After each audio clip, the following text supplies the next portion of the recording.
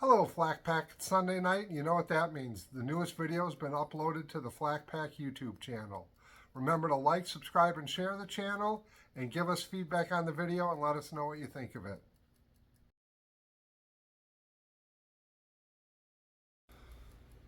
Hi, everybody. This is Chris with the Week 2 video. Last week during the introduction video, I talked about all the things that are here in the garage, every part of the Flak Veerling, except for the actual frame of the trailer itself, is here. And we talked about stuff in the background. You'll see in various shots. It'll change from week to week what's here and what's not here. And part of what I talked about was if you have a question about anything you see in the background, in a tool we're using, anything, ask, and I'll explain it to you as best I can.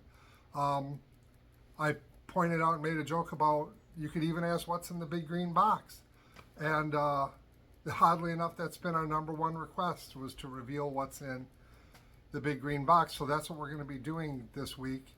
So it'll be sort of done like the famous internet unboxing videos, where we'll open it up and very carefully unpack each part, explain what it is, how it works, which version of it is it early war, is it a late war, but we'll go through the entire contents of the box, a little bit of the history of it, where it came from, how it got here, but again, any questions you have about anything you see in the background of a shot or anything, always ask. We're more than willing to help.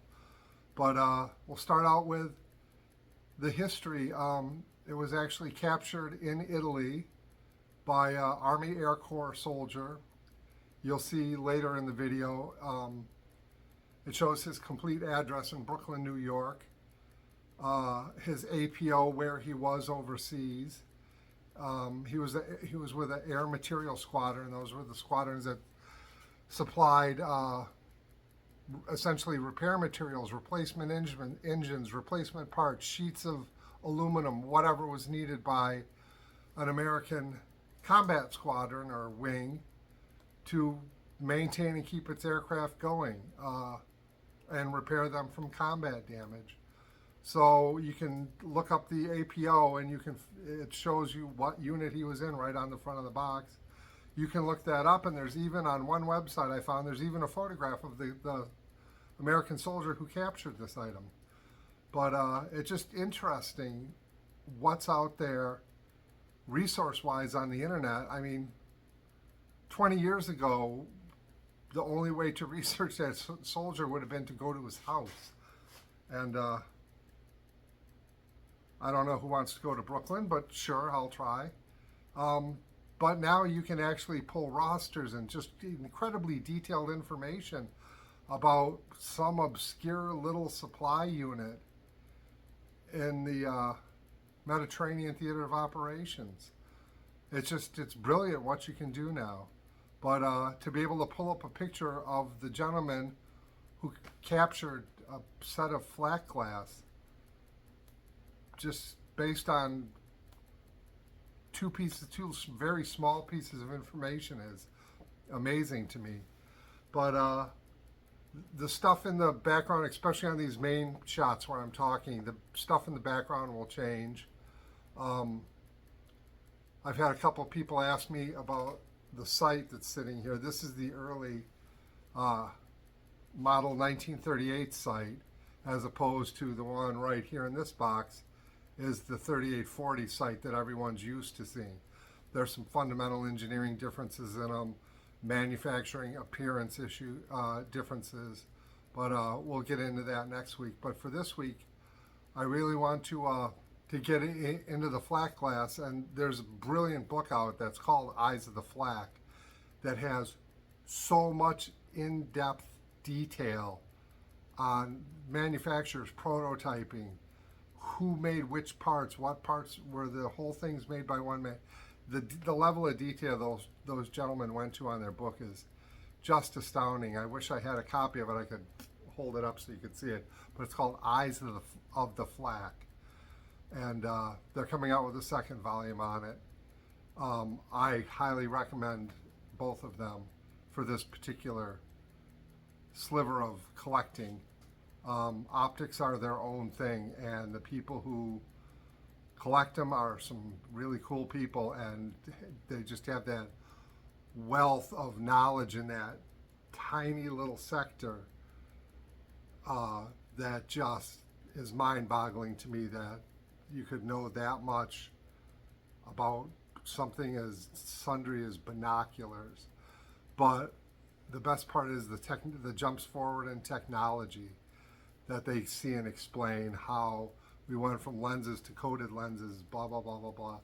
It's just, anytime I can listen to a subject matter expert, especially if it's a subject that they truly are passionate about, I will sit all day and listen to that person, because what you will hear and what you will learn is just amazing.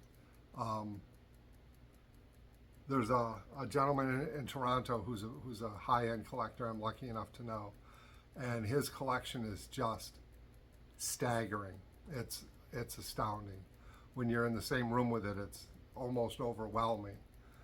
But it's great just to have access to him, to hear him talk about what he's passionate about. So when it comes time today, I wouldn't know anything about these if it wasn't for Glenn, the gentleman in Toronto, and his advice on purchasing this set was invaluable. I had another set, which you may see in some still photos. It's a Ordnance tan set, late war, that went back to Europe when I sold it.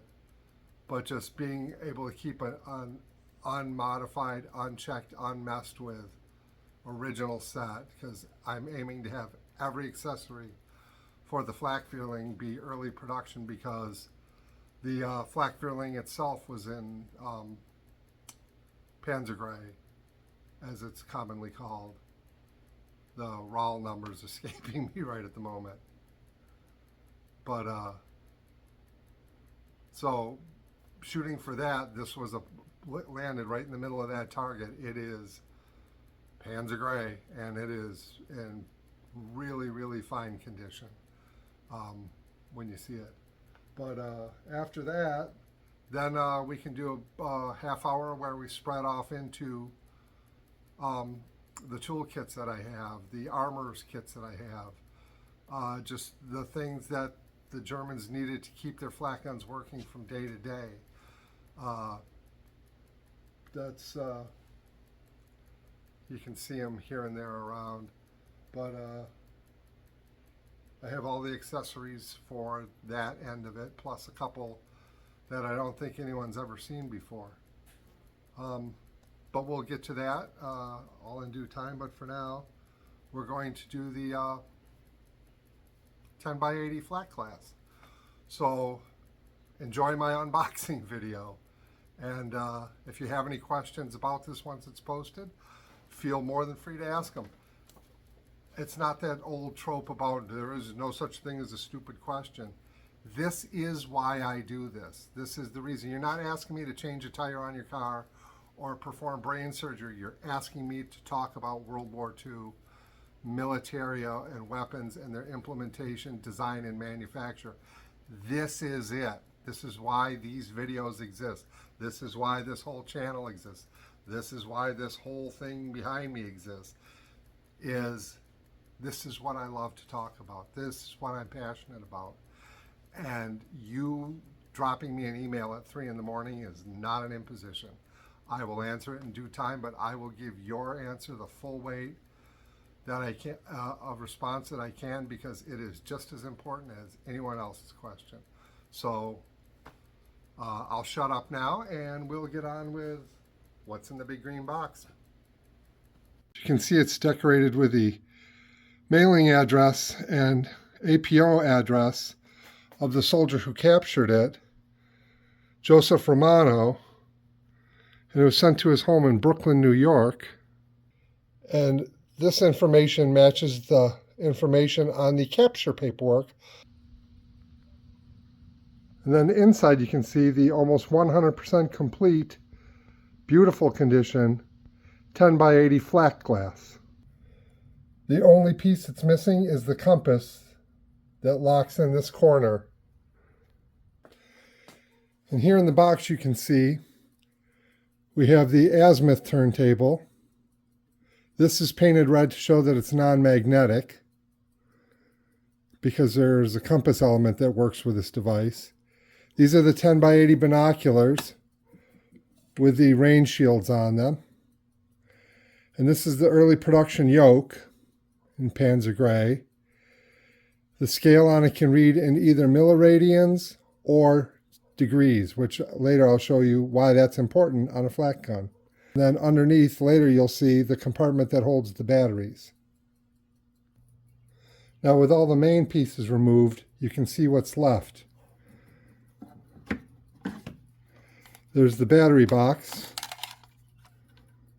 Those are modern adapters. And that hooks to the cable I showed you earlier. And actually puts out light. So here you see the three 4.5 volt battery packs that go into the battery box. The light plugs into the battery box. So this would be a universally available battery because these 4.5 volt batteries are the same ones that go in the German flashlights, the headlights on German bicycles, and are even the backup batteries for the Flak computers. And in the interest of repurposing items from other applications, collectors will notice that this latch that holds the forehead rest in place is the spring-loaded latch, exactly like on a German gas mask canister. And the rectagonal portion of the stamped steel latch here are 4 springs that hold tension on this piece, so you can lock it onto that screw right there. Then in the lid of the box, you'll see the speed sight, spare light bulbs, 4 headrests for the sight, and a cleaning rag for everything. And here's the original parts list. Unfortunately, mine is damaged, a little rip in it there. But you can see the inside of the box is in fine condition. The paint finish on everything, including what appears to be white, glow-in-the-dark paint on the speed sight, are all in beautiful condition. And here you see everything assembled on top of the heavy tripod.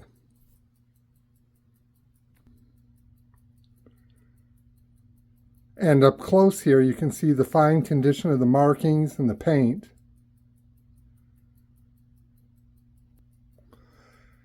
And I said earlier I'd show you how the scale on the cradle worked in both milliradians and degrees.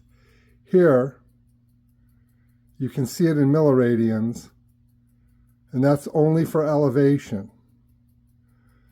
You will then loosen this nut here and watch the scale. And then tighten the nut. And now you only read in degrees. And this is important on a flak gun because on the flak gun, the elevation reads in degrees and the traverse runs in milliradians. And as you can see, the elevation arc goes from a reading of negative 10 degrees through 0,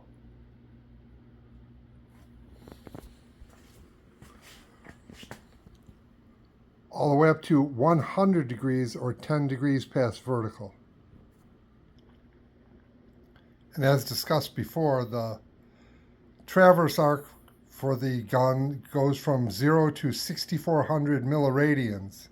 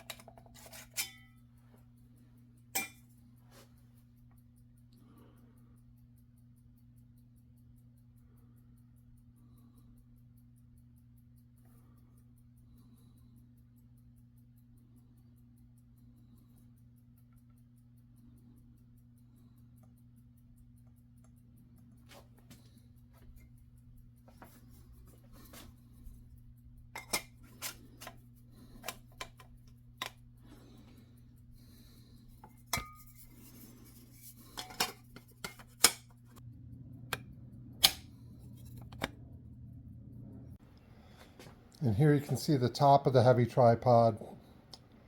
This is the notch for the azimuth turntable to lock on. And then right below the adjustment nut here, you can see the Waffen and maker's code here, but this one, you can see the tripod was originally Ordnance tan and has been overpainted green quite heavily.